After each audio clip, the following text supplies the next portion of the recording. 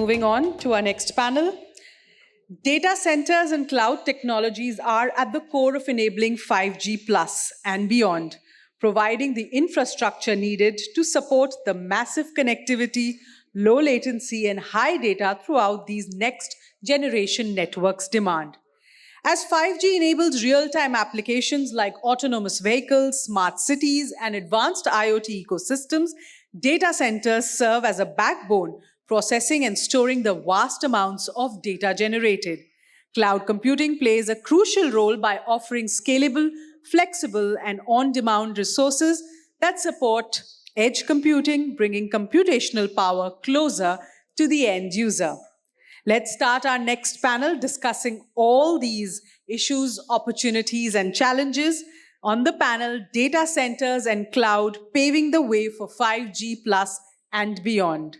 We have with us, joining us on this panel, Ms. Sudakshina Laha, Head of Services, MSIT, and ADM, Cloud Software and Services, Ericsson. Ms. Kiran Desai, EVP and Head of Cloud Business, Geo Platforms. Oh, that's Mr. Amit Kapil, Group CTO, Caparo Engineering, India. Mr. Rehan Nedaria, CTO, Service Provider, India, Cisco. And the session will be moderated by Ibrahim Ahmad, Group Editor, CyberMedia.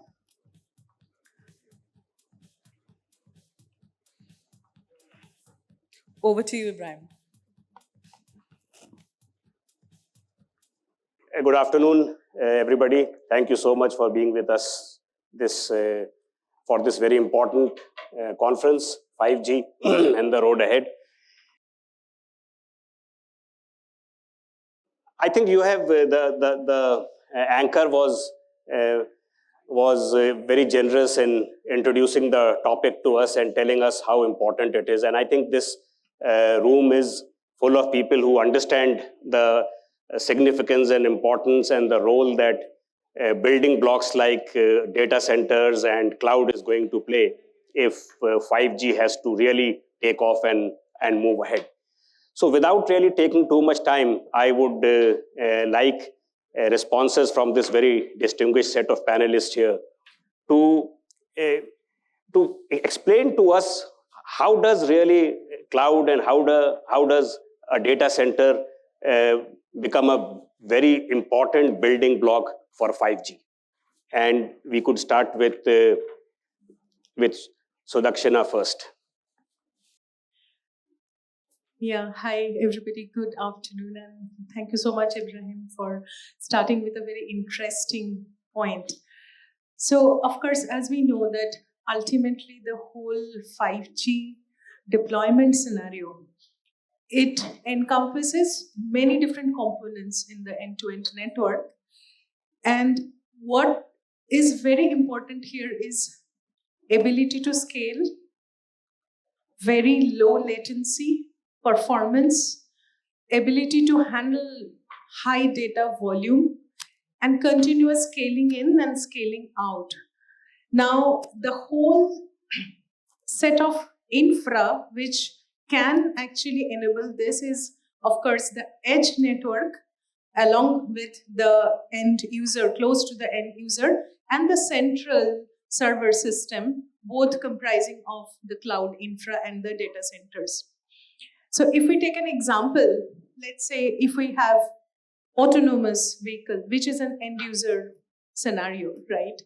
So the autonomous vehicles, they will have to process a lot of data, send it to the cloud, and they will all be connected through maybe smaller 5G private networks or maybe a macro network, but ultimately it has to be supported by concentrated edge network, which is formed by data centers at the edge, and then everything has to be coordinated through a lot of central monitoring, central ordering. So that lies on the central server system, which is the main central cloud server. So ultimately, the whole backbone is totally cloud-based, and that kind of enables it. And the other point which I would like to mention is just not the infra, but cloud native applications. So cloud native applications, by virtue of its architecture in itself, like microservice based architecture, the DevOps mechanism, the CI, continuous integration, continuous delivery, and continuous deployment, CI, CD, and D, this whole software pipeline through which the applications can be installed, upgraded very fast, or rolled back very fast. So all these things really require, these are the enabling elements actually for 5G use cases to be built up, and that is how it kind of really gives that whole ecosystem. So these are a few points. Maybe if somebody wants to add anything. So before I come to the end user, which is Rehan here, which is Amit here, let me ask Rehan from Cisco to give us an idea about cloud and data centers and the role that they will play in taking 5G forward. No, thanks a lot. I think we play a very important role in building data centers, right? And we've been doing this for a long, long time. 5G specifically, and you touched upon it, the latency, bandwidth, scale, and all of that puts a lot of pressure on data center. Specifically in terms of infrastructure upgrade to, let's say, 400 gig. Beyond that, I think that's where we play and help data center build in that direction. One thing which I wanted to specifically point out from a data center perspective is Gen AI. We've been talking about Gen AI and 5G and Gen AI going towards. Data centers are going to play a very important role to put this compute over there and do a lot of processing for those Gen AI requirements. The entire design is going to change. A lot of fabrics are going to be unable to support all those Gen AI type of applications. We from a Cisco point of view, we have our best Silicon One based architectures where we enable those Gen AI architectures. The other thing I think she touched upon was edge data centers. While we want to address the latency and the processing time, we would want the data centers to also move towards the edge, so that the requirement of latency and the scale is at the edge, right? We do support lean architectures from a data center and the network point of view, because these data centers are going to be small when they go inside the network, not at the central zone. So that's another point which I wanted to add. The most important thing in data center and how they play a role is security. All of these applications which resides in the data center, they need to be secure. These are not those traditional data centers where we can just put some firewalls and have defense and just have security done. We probably have to go inside more, which we do with our latest Cisco Hypershield solution, features enable the data center to secure the workloads for more. I think these are some of the points where I see data centers' relevance in terms of 5G. Thanks, Rehan. I'll come to you, Kiran, next. So how's this entire landscape evolving of cloud and data centers? Especially from a perspective of service provider, you have to use all the features which are there in the technologies that the vendors or the hardware companies are giving. So how is this coming up and how is this evolving? Yeah, so in manufacturing, we have heard about digital twin, right? So yes, from a 5G and cloud perspective, they are actually a digital twin perspective because they support each other to grow the business and make users' life much more easier.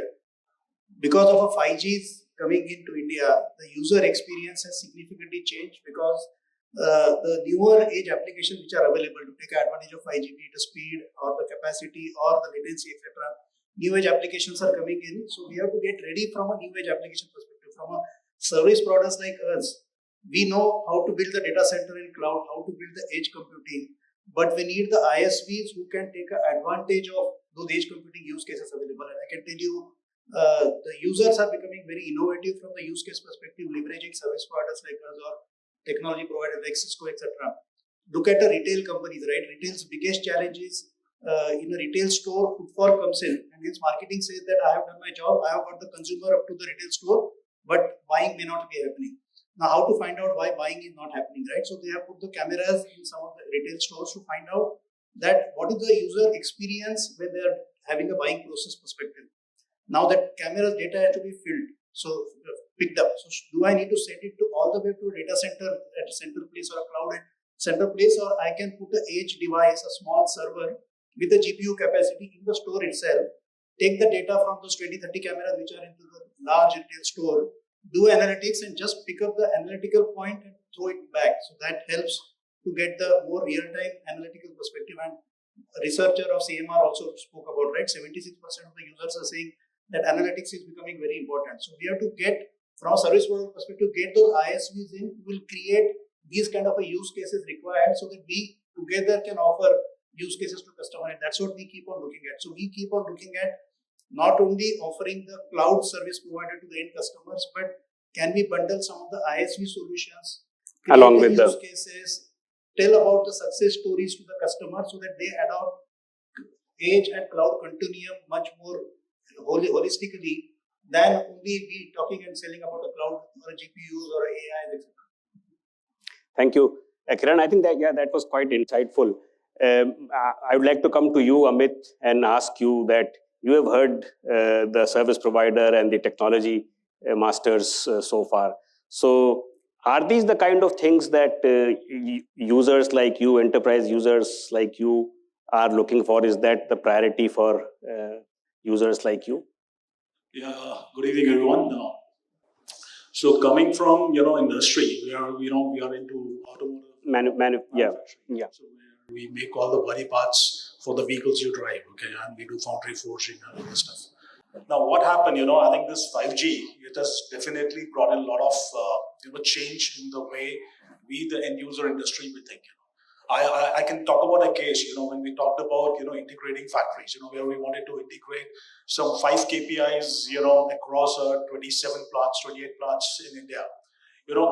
We started building up our architecture, and by the time we were able to do it, in 2022, I think the 5G boom came in, and we thought, when it's being so much talked about, so what we need to do?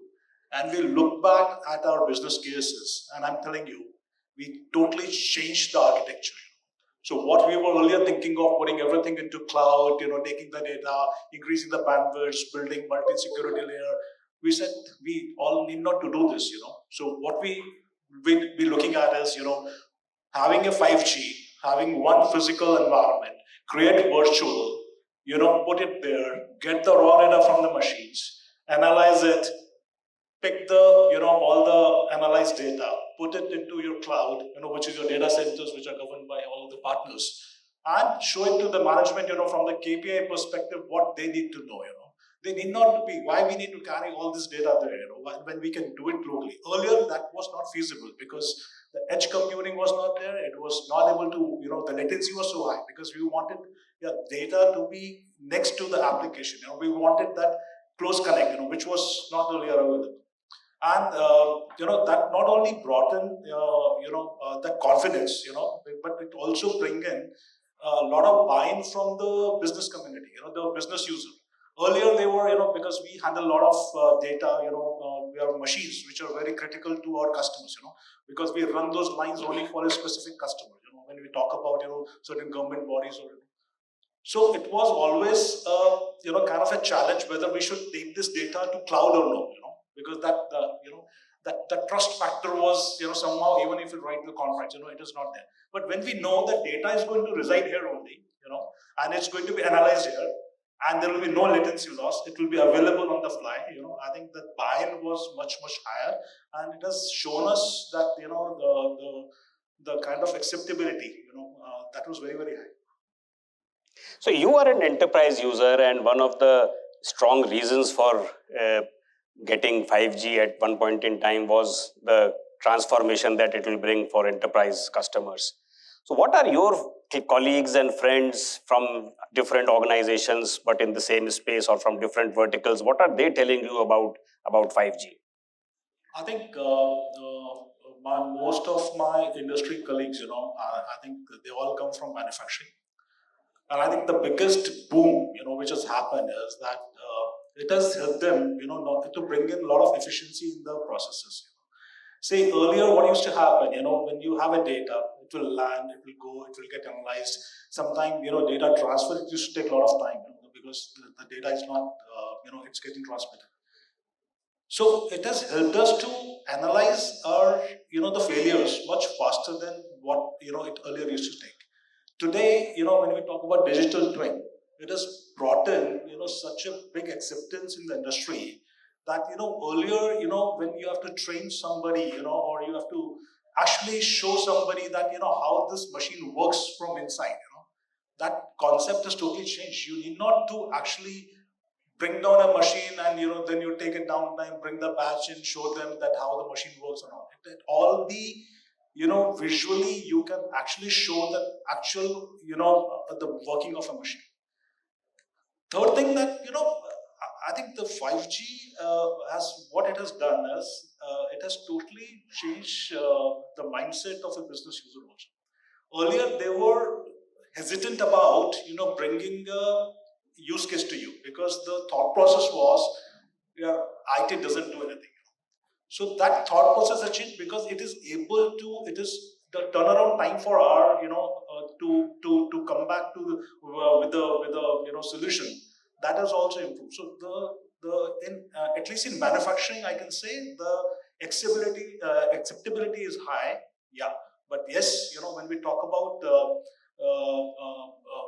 in which sector, definitely automotive it's picking up. I think morning, I think Sunil you mentioned, right? One of the industries.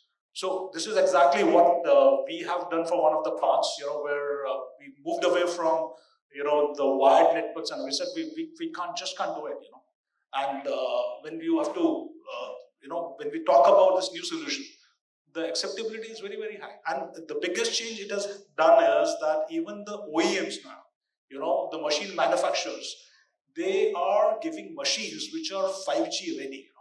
They are giving, I can name some of the OEMs, where when they're giving the machines, they all come with all the readiness. You have to just plug it in. It comes with the edge device, it comes with 5G connectivity, it gives you, and there is one OEM specifically in our business who has even tied up with Siemens to give us a cloud to take the data and have the analytics available there.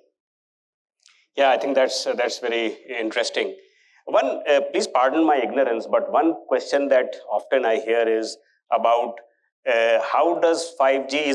Is 5G is cloud and data center? Is it something that will also change the way consumers experience 5G, or cloud and data center is primarily for enterprise users? Yeah. I think there are some use cases with respect to consumers, right? And I would say it's just something. I was just pointing out with respect to FWA, right? Where we'll use broadband for 5G, on 5G, and that could really change how consumers will start using internet at home. So that's somewhere I think 5G is going to make a lot of difference, and I think you can talk more about that, what you are doing with your company.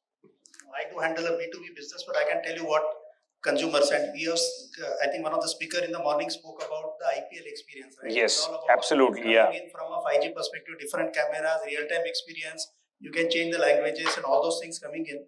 There is another use case we all experience. For example, most of us will have, or all of us will have a laptop at home, which is a high capex device, but a very low utilization, which is a personal laptop, not the office laptop, but the personal laptop we may use maybe 2 hours a week per point of view. But it is a fully loaded laptop with huge hard disk, huge memory capacity, a high-end laptop kind of a things.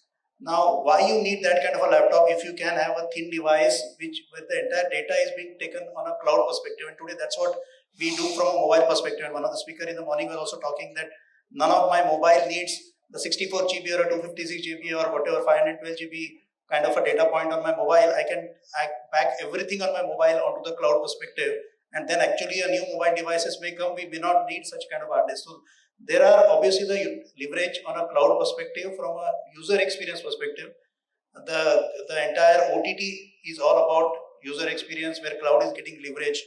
Netflix talking about content in India, leveraging edge and cloud perspective from the streaming perspective. Geo Cinema, how the things have looked significantly. And we have seen there are about, when IPL matches being watched, there are about 30 crore users which are being seen concurrently. Those kind of a thing. This is all about leveraging the cloud from the India perspective. There are significant use cases which are there for B2C perspective. So Sudakshina, you would. Yeah, I think all of you already spoke about it. Just a little bit I want to add here is, absolutely, ultimately the experience goes to some end consumer or the other, whether it is B2C or B2B, whichever way it goes, right? Now, if I take two examples, like smart education and smart airport, for example. So we may have a private 5G deployed over an HCP hypercloud infra. And that is like a local deployment, but it is targeted, let's say, to an end consumer, like if it is, let's say, about smart education, especially in India, as much as I know that a lot of work is happening towards making online education reach very heavily to remote villages in a way, I mean, through cheaper laptops as well as a cheaper infra. And for such cases, of course, there has to be very low cost data center. Not only that, all the authentication, security, application, I mean, I'm coming a little bit from a technical background, but those have to be made so cheap that you have very limited licensing cost and so on and so forth, which makes it very much viable for that kind of a setup, but giving a very good user experience, to those students who are receiving the complete, video learning, online learning.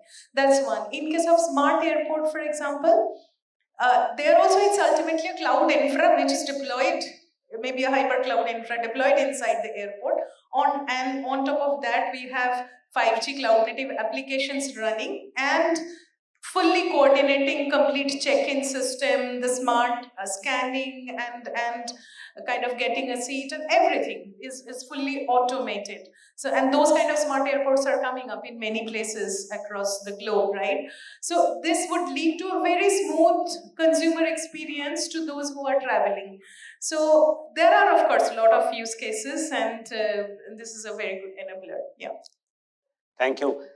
Yeah. So let me come to my next question, which is also I'm putting two questions together. So I wanted to understand from the distinguished panelists here, what is the status? We are all unitedly saying that cloud and data center is really going to give 5G a lot of push. So what is the status of clouds and data center infrastructure in India?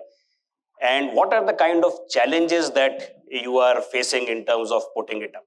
Should I take it up? Please. So I'll throw two statistics. One is in India, all the data center cloud capacity is used from a megawatt perspective, right? So India is using today all cloud providers put together, private, public, about 860 megawatt worth of data center is being used. Almost everything is 80-85% utilized. Data says that next 3 years it is going to become double.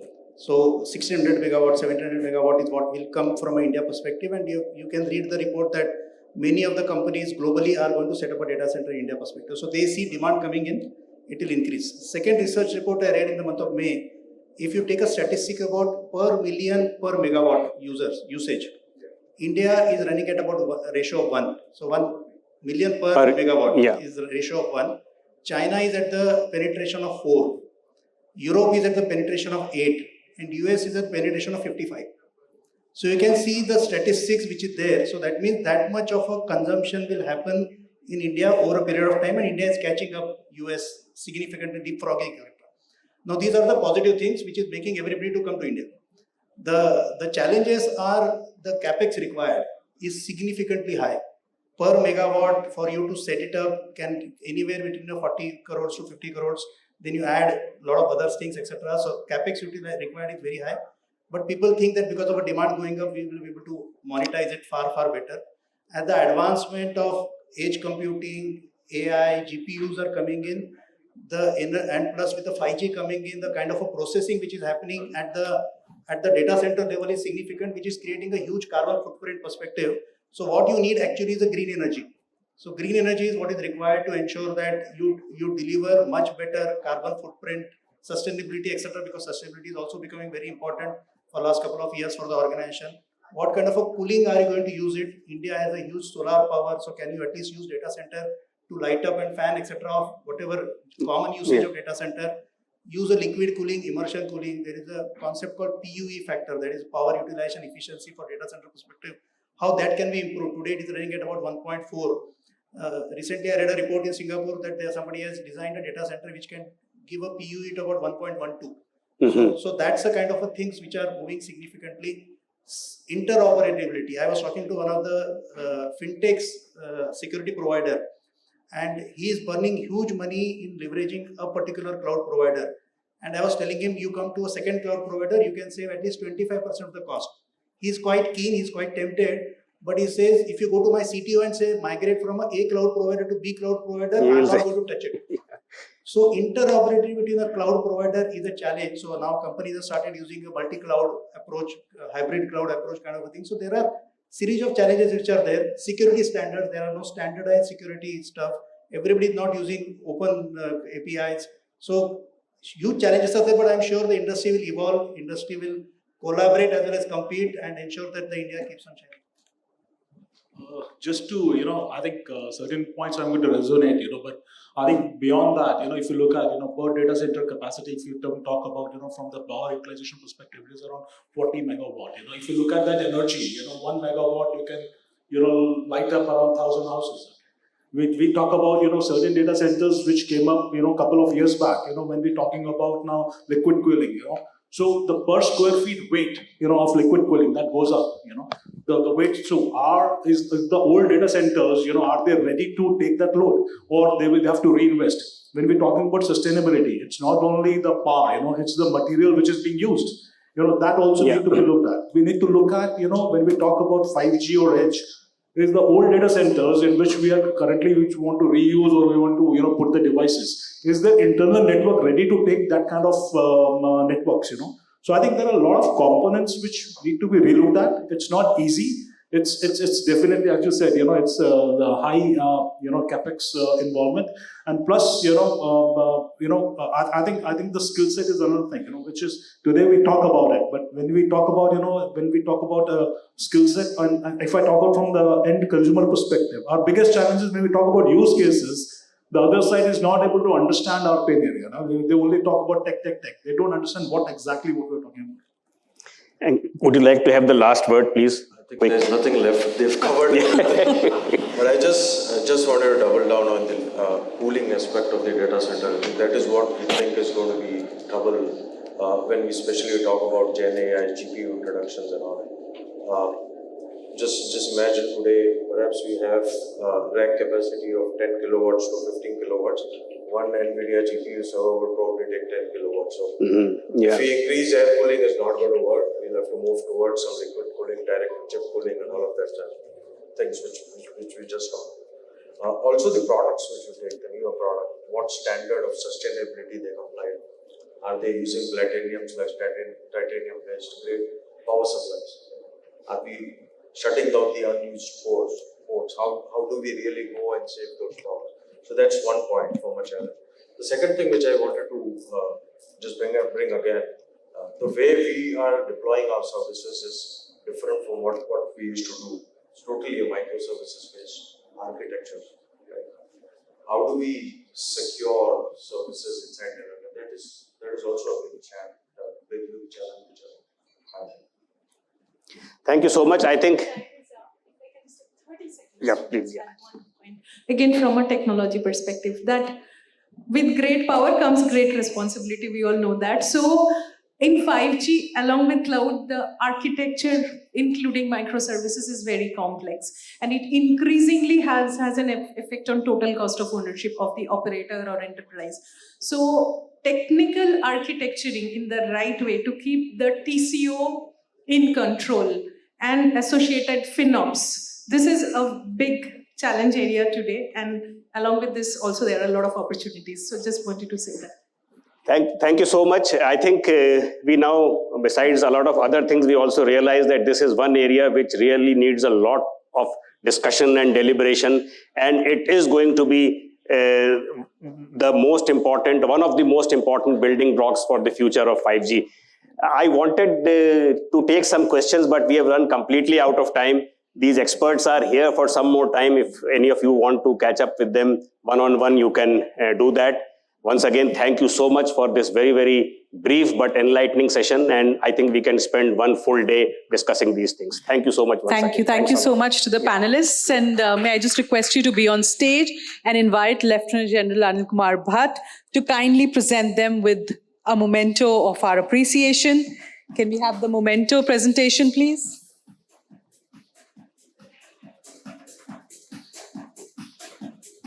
Start with Sudakshina. Yeah.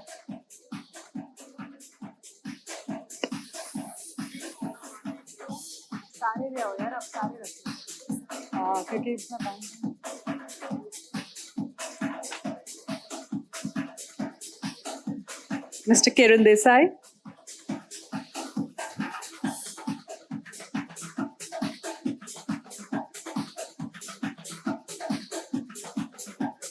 Mr. Amit.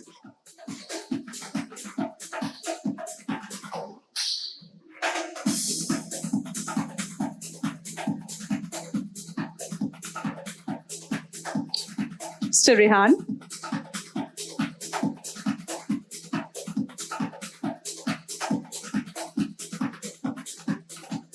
And our group editor, Ibrahim.